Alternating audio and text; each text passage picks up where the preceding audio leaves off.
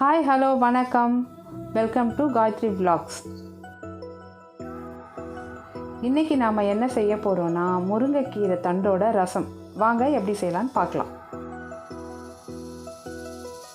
அதற்கு தேவையான பொருட்கள்: முருங்கைக்கீரை தண்டு, 1 டீஸ்பூன் மிளகு, 1 டீஸ்பூன் சீரகம், 1 பச்சை மிளகாய், எலுமிச்சப்பழ அளவு புளி, 7 பல்லு பூண்டு, 1 கொத்து கருவேப்பிலை, 5 காய்ந்த மிளகாய், கட்டி பெருங்காயம் சிறிதளவு. உங்கள்கிட்ட கட்டி பெருங்காயம் இல்லைன்னா பவுடர் பெருங்காயம் கூட சேர்த்துக்கலாம். தக்காளி சிறியதாக 2, அரை டீஸ்பூன் மஞ்சள் தூள், அரை டீஸ்பூன் கடுகுளுத்தம் பருப்பு, 3 டீஸ்பூன் எண்ணெய். முருங்கைக்கீரை தண்டை அலசிட்டு கட் பண்ணி தண்ணி சேர்த்து கொதிக்க வச்சு எடுத்துக்கோங்க.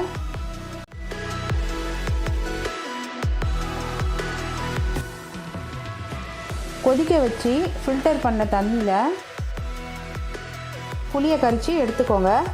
புளிப்பு அதிகமாக இருந்ததுன்னா நீங்கள் எக்ஸ்ட்ரா தண்ணி கூட சேர்த்துக்கலாம். இப்போது ரசத்துக்கு மசாலா ரெடி பண்ணிக்கலாம்.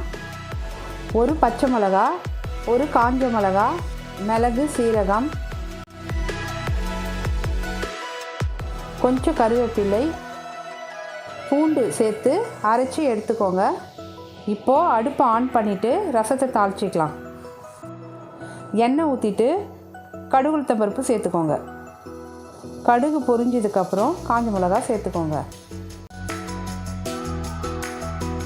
கருவேப்பிலை சேர்த்துக்கோங்க.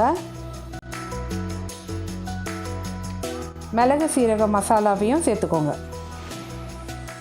மிளகு சீரகம் வதங்கினதும் தக்காளி சேர்த்துக்கோங்க. மஞ்சத்தூள், பெருங்காயம் சேர்த்துக்கோங்க. தக்காளி நல்லா வதங்கினதும் உப்பு சேர்த்துக்கோங்க.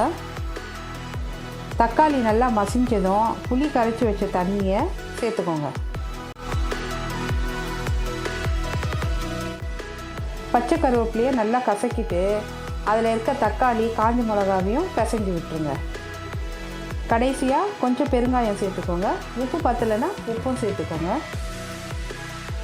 இந்த மாதிரி நுரை கட்டினதும் வெல்லம் சேர்த்துக்கோங்க. வெல்லம் ஆப்ஷனல் தாங்க, பிடிச்சவங்க சேர்த்துக்கோங்க, இல்லைன்னா பரவாயில்ல. இந்த ஸ்டேஜில் கொத்தமல்லி சேர்த்துக்கோங்க. என்கிட்ட இல்லை, அதனால் நான் சேர்க்கலை. அவ்வளோதாங்க, ஒரு கொதி வந்ததும் இறக்கிக்கோங்க. நம்ம முருங்கைக்கீரை தண்டு ரசம் ரெடி.